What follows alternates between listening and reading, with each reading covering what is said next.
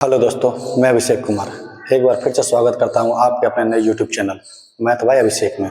ये हमारी परसेंटेज की चौथी क्लास है और जो भी दोस्त हमारे साथ नए नए जुड़े हैं वो जल्द से जल्द हमारे चैनल को सब्सक्राइब कर ले ताकि आपके लिए जो भी मैं मैथ के क्वेश्चन लेकर आता हूँ आप तक जल्द से जल्द पहुँच सके। और आइए हम आज की क्लास शुरू करते हैं। आज मैं आपके लिए कुछ ऐसा क्वेश्चन लाया हूँ जो कि एग्जाम में बच्चों को बहुत तंग करते हैं। मेरा आपसे वादा है, अगर आज की आप क्लास पूरी देख लेते हैं आगे आने वाले किसी भी एग्जाम में आपको ऐसे क्वेश्चन से कभी डर ही नहीं लगेगा। तो आइए शुरू करते हैं आज की क्लास। तो आइए आज का क्लास स्टार्ट करते हैं इस धमाकेदार क्वेश्चन के साथ। क्वेश्चन है, एक परीक्षा में 70% लड़के उत्तीर्ण हुए यदि 150 लड़के अनुत्तीर्ण हुए। इस क्वेश्चन में ध्यान देने वाली बात यह है उत्तीर्ण और अनुत्तीर्ण। बहुत सारे बच्चों को इसमें डाउट होता है कि उत्तीर्ण का मतलब क्या होता है, अनुत्तीर्ण का मतलब क्या होता है। उत्तीर्ण जहां भी दिया रहेगा उसका मतलब होता है पास और अनुत्तीर्ण जहां दिया रहेगा उसका मतलब होता है फेल।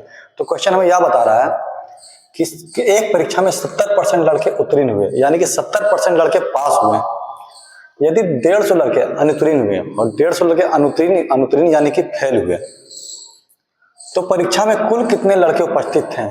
तो टोटल बच्चे कितने उपस्थित थे यानी कितने बच्चे प्रेजेंट थे एग्जाम में वो पूछ रहा है हमसे। तो यहाँ ध्यान देंगे 70% लड़के उत्तीर्ण हुए, 70% लड़के उत्तीर्ण यानी कि पास, उत्तीर्ण यानी कि पास हुए। अब बच कितना गया, अगर 70% लड़के पास है तो फेल कितना हुआ होगा 30%। और 30% का वैल्यू 30% का वैल्यू यहां दिया हुआ है 150, तो फेल 30%। क्वेश्चन में देख सकते हैं 30% का वैल्यू दिया है 150, 30% बराबर 150। फिर क्वेश्चन में है तो परीक्षा में कुल कितने लड़के उपस्थित थे। तो साफ साफ हमें पता है कि कुल होता है 100%, कुल होता है 100%। 30% का वैल्यू 150 है तो 100% का वैल्यू क्या है 30% 150, तो 1% बराबर 150 बटे में 30। 1% का वैल्यू हमारे पास है 5, तो 100% का वैल्यू पूछा हुआ है। 100% बराबर 100 गुना 5 यानी कि हमारे पास कुल 500 बच्चे जो है परीक्षा में उपस्थित थे। बस आपको यह ध्यान रखना है उत्तीर्ण मतलब पास होता है, अनुत्तीर्ण मतलब फेल होता है। यह आपका आंसर है। तो आइए दूसरे क्वेश्चन की ओर चलते हैं। क्वेश्चन है, किसी परीक्षा में राजेश ने 54 अंक प्राप्त किए। क्वेश्चन में बोल रहा है कि किसी परीक्षा में राजेश ने 54 अंक प्राप्त किए जो कुल अंकों का 72% के बराबर था। राजेश ने 54 अंक प्राप्त किए जो कुल अंक यानी कि 100% कुल अंक होता है हमारे पास, वो 72% के बराबर था। जो 54 अंक है वो 72% के बराबर है। तो परीक्षा कितने अंकों की थी। तो हमें पता है कि 72% का मान दिया है 54, 72% बराबर 54। यहाँ पे 72% का मान दिया है 54, तो जानते हैं 1% का मान कितना होगा। 1% बराबर 54 बटे में 72, 18 से 3 बार में, 18 से 4 बार में, यानी कि 1% बराबर हमें क्या पता चला 3/4। प्रश्न में बोला है कि तो परीक्षा कितने अंकों की थी यानी कि 100% का मान क्या होगा। तो 1% का मान हमारे पास 3/4 है, तो 100% बराबर जानते हैं क्या होगा 100% बराबर 3/4 गुने में 100। 1% का वैल्यू 3/4 है, तो 100% बराबर यानी कि 100 गुने 3/4 होगा। 4 से काटेंगे 25 बार में, 25 गुने 3 यानी कि 75। 1% का वैल्यू 3/4 है, तो पूछा है कि 100% का वैल्यू क्या होगा। तो 100 गुने 3/4, 4 से काटेंगे 100 25 बार में, 3 गुने 25 75 हो जाएगा हमारे पास, यानी कि परीक्षा जो है कुल 75 अंकों की थी।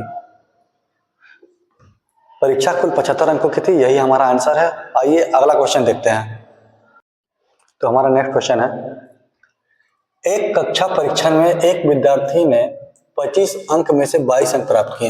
यह क्वेश्चन बोल रहा है कि एक कक्षा परीक्षण में एक विद्यार्थी है जो 25 अंक में से 22 अंक प्राप्त करता है, तो विद्यार्थी के अंकों का प्रतिशत जिन्होंने मेरी पहली क्लास देखी होगी उन्हें पता होगा। यहाँ एग्जामिनर क्या कर रहा है ना, सिर्फ क्वेश्चन को घुमा रहा है और कुछ नहीं। अगर जिन्होंने मेरी पहली क्लास देखी होगी, मैंने यह क्वेश्चन बताया है, उनको शॉर्ट में बताया, बस ये चीज ध्यान रखना है आपको। कुल अंक हमारे पास 25 है और मैंने बताया था जो भी कुल होता है उसको हमेशा कहाँ रखेंगे, तो नीचे रखेंगे। तो बस ये क्वेश्चन में आपको क्या करना है, सिर्फ कितना ध्यान रखिएगा। कुल अंक है 25, इसको हम 25 को नीचे रख देंगे। विद्यार्थी लाया कितना अंक है, 22, इसको ऊपर में रख देंगे। हम पहले ही बताए थे ना कि जब भी हमारे पास ये भिन्न आ गया, हमें बदलना किस में है, प्रतिशत में बदलना है, तो 100 से क्या करते थे, मल्टीपल करते थे, गुने में 100। 25 से 4 बार में 22 चौक 88%। इतना इजी बनेगा ये क्वेश्चन। बस आपको ध्यान रखना है, एग्जामिनर अगर क्वेश्चन घुमाता है या फिर लेंदी करता है, आपको चिंता नहीं करना है, बस मेरा आपको वही करना है जो मैंने पढ़ाया है और आपका क्वेश्चन आसानी से सॉल्व होगा, टाइम भी बचेगा और क्वेश्चन इजीली सॉल्व होगा। तो आइए नेक्स्ट क्वेश्चन देखते हैं। तो हमारा नेक्स्ट क्वेश्चन है, एक छात्र ने 6 विषय में 470 अंक प्राप्त किए। क्वेश्चन में बोलता है कि एक छात्र है जो 6 विषय में 470 अंक प्राप्त करता है। यदि प्रत्येक विषय अंक 100 है, यानी कि प्रत्येक विषय का अंक 100 है, तो 6 सब्जेक्ट है, 6 सब्जेक्ट में उसने क्या किया है, 470 नंबर लाया और सभी सब्जेक्ट का जो नंबर है वो है 100, यानी कि 100 गुना 6, कुल अंक हमारे पास कितना है, 600। तो उसके अंकों का प्रतिशत ज्ञात कीजिएगा। देखिए यहाँ पे एग्जामिनर क्या कर रहा है, सिर्फ क्वेश्चन को घुमा रहा है, क्वेश्चन में जान है ही नहीं। ध्यान दीजिएगा थोड़ा सा। 6 विषय में 470 अंक प्राप्त किए और प्रत्येक विषय कितना का है, 100 का। 6 विषय है और सब में 100 नंबर है, यानी कि कुल अंक 100 गुना 6, 600। कुल अंक हमारे पास है 600 और बच्चा लाता कितना है, 470 अंक प्राप्त करता है। तो बस ध्यान में ये रखना है जो मैंने बताया इससे पहले भी क्वेश्चन में, कुल हमेशा कहां जाएगा, नीचे जाएगा। प्राप्त कितना किया है, तो 470 प्राप्त किया है। ये हमारे पास भिन्न में है, प्रतिशत ज्ञात करना है, यानी कि गुना 100 होगा। 2 जीरो खत्म, 2 जीरो खत्म, बचा हमारे पास क्या, 470 बटे में 6। 2 से काटते हैं 235 बार में, 2 से काटेंगे 6 को 3 बार में, यानी कि हमारे पास क्या है, 235 बटे 3।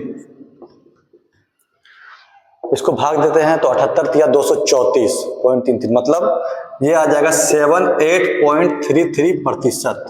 सॉल्व करके भी देख लेते हैं, मैं दिखा देता हूं। 3 7 जा 21, 3 1 का 2, ये खत्म, 3 8 जा 24, एक तो कटेगा नहीं, पॉइंट देंगे 0, 3 3 जा 9, पॉइंट है तो 0 3 3 जा 9, यानी कि यही कंटिन्यू रहेगा। तो हमारे पास आंसर क्या प्राप्त हुआ, 78.33। देखिए बच्चों, ध्यान रखना है कि एग्जामिनर कुछ भी क्वेश्चन दे, आपको भटकना नहीं है। एग्जामिनर आपको गुमराह करेगा, आपको गुमराह नहीं होना है, ठीक है। आइए कुछ अलग टाइप के क्वेश्चन बनाते हैं। नेक्स्ट क्वेश्चन ध्यान देते हैं हम लोग। तो आइए देखते हैं नेक्स्ट क्वेश्चन जो है, एक छात्र को एक परीक्षा में उत्तीर्ण होने के लिए 36% अंक प्राप्त करने थे। क्वेश्चन बोलता है एक छात्र को एक परीक्षा में उत्तीर्ण होने के लिए 36% अंक प्राप्त करने थे। उत्तीर्ण यानी कि एक बच्चे को एक परीक्षा में पास होने के लिए 36% अंक लाने थे। उसने 24% अंक प्राप्त किया तथा 9 अंकों से अनुत्तीर्ण हो गया। उसे लाना था 36%, वो क्या किया, 24% अंक प्राप्त किया और 9 अंकों से अनुत्तीर्ण हो गया, यानी कि 24% अंक प्राप्त करता है और 9 अंकों से फेल हो जाता है। तो पूर्णांक ज्ञात कीजिए, यानी कि पूर्णांक मतलब कुल मार्क्स, टोटल मार्क्स कितना था एग्जाम का, वो ज्ञात करना है। उत्तीर्ण होने के लिए प्राप्त करना था 36%। उत्तीर्ण होने के लिए जरूरी था 36% अंक। उत्तीर्ण यानी कि पास। उसने 24% अंक प्राप्त किया। उसने कितना अंक प्राप्त किया, 24% अंक प्राप्त किया। 24% अंक प्राप्त किया तथा 9 अंकों से अनुत्तीर्ण हो गया, यानी कि 9 अंकों से फेल हो गया। मतलब 9 अंक -9, वो 9 नंबर क्या हुआ, कम लाया। अगर हम क्वेश्चन में ध्यान दें, अगर वो बच्चा 36% अंक लाता तो वो पास हो जाता, यानी कि 9 अंक, अगर वो बच्चा 9 अंक और ले आता तो वो पास हो जाता। चाहिए था कितना, 36%, लाया कितना, 24%, अंतर कितना है, 12% का, 12%।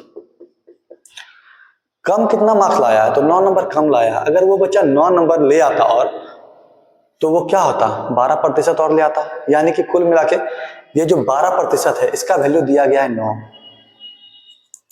फिर से क्वेश्चन ध्यान से समझिएगा, पास होने के लिए जरूरी अंक था 36% और बच्चा लाता है 24%, यानी कि 24% ला रहा है और 9 नंबर कम भी ला रहा है। तो 36% चाहिए था, 24% लाया है, कितना प्रतिशत कम है, तो 36 में से 24 जाएगा 12%, और नंबर तो दिया है कि 12% वो कम लाया और 9 नंबर कम लाया।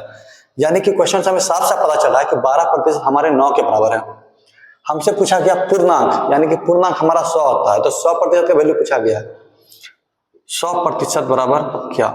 तो देखिए यहाँ पे हम साफ साफ पता चल रहा है कि 12% का मान 9 है, तो 1% बराबर 9/12, 3 तिहाई 9, 3 चौका 12, 100% पूछा है। ये हमारे पास भिन्न में है, प्रतिशत में चेंज करना है, तो क्या करेंगे, गुना 100, 3/4 गुना में 100, 4 से 100 कटता है 25 बार में, कितना आंसर है, 75। हमारे पास पूर्णांक कितना था, 75 था, ये हमें ध्यान रखना है। एग्जामिनर कुछ भी पूछे आपको टेंशन नहीं लेना है, बस क्वेश्चन देखना है। क्वेश्चन 2 बार पढ़िए, 3 बार पढ़िए, खुद आंसर आ जाएगा आपके दिमाग में। ऐसा दिमाग नहीं लगाना कि एग्जामिनर तुमको कैसे फंसा दिया, कैसे करेंगे, उतना दिमाग नहीं लगाना। मैं जो आपको कंसेप्ट बता रहा हूँ, विश्वास रखिए, अगर आप पूरी क्लास ध्यान से अगर देखेंगे तो आपको आजीवन कभी भी दिक्कत नहीं होगी किसी भी तरह के मैथ के क्वेश्चन में। आइए नेक्स्ट क्वेश्चन देखते हैं। एक छात्र को एक परीक्षा में उत्तीर्ण होने के लिए 33% अंक प्राप्त करने थे। एक छात्र है, एक परीक्षा में उसे पास होने के लिए 33% अंक प्राप्त करने थे। उसने 25% अंक प्राप्त किया। उसने कितना अंक प्राप्त किया, 25% अंक प्राप्त करने थे उसे 33% अंक, और 40 अंकों से फेल हो गया, तो पूर्णांक याद कीजिए। एक छात्र है, उसे 33% अंक प्राप्त करने थे पास होने के लिए, मगर वो क्या करता है, 25% अंक ही प्राप्त कर पाता है और 40 अंकों से फेल हो गया, तो पूर्णांक ज्ञात करना है। अभी अभी मैंने तुरंत इसके पहले एक क्वेश्चन बताया ऐसा ही, तो मैं चाहता हूं कि ये क्वेश्चन आप लोग सॉल्व करें। ये आप लोगों के लिए HW है, ये आप लोगों के लिए HW है। कल की क्लास हम यहीं से शुरू करेंगे। और दोस्तों मैं आप लोगों के लिए चंद लाइनें कहना चाहता हूं, क्योंकि मैं भी एक स्टूडेंट हूं और मैं आप लोगों का दर्द समझ सकता हूं। मैं आप लोगों के लिए कुछ लाइनें कह रहा हूं, उसे जरा ध्यान से सुनिएगा। आंसू छिपाने के बहाने बहुत हैं, इस गम भरी जिंदगी के अफसाने बहुत हैं। आंसू छिपाने के बहाने बहुत हैं, इस गम भरी जिंदगी के अफसाने बहुत हैं। हम तो निकले थे तेरी चाह में सरकारी नौकरी, हम तो निकले थे तेरी चाह में सरकारी नौकरी, जब तुझसे हुए रूबरू तो पता चला इस शहर में तेरे दीवाने बहुत हैं। अगर आप लोगों को मेरा क्लास अच्छा लगा हो तो इस क्वेश्चन का आंसर हमें कमेंट बॉक्स में जरूर भेजिएगा, ताकि हमें आपका प्यार प्राप्त हो सके। मिलते हैं नेक्स्ट डे इसी क्वेश्चन के साथ, और उम्मीद है आप सभी भाई लोग, आप सभी दोस्त लोग इस क्वेश्चन का आंसर कमेंट बॉक्स में जरूर भेजेंगे। तब तक के लिए धन्यवाद।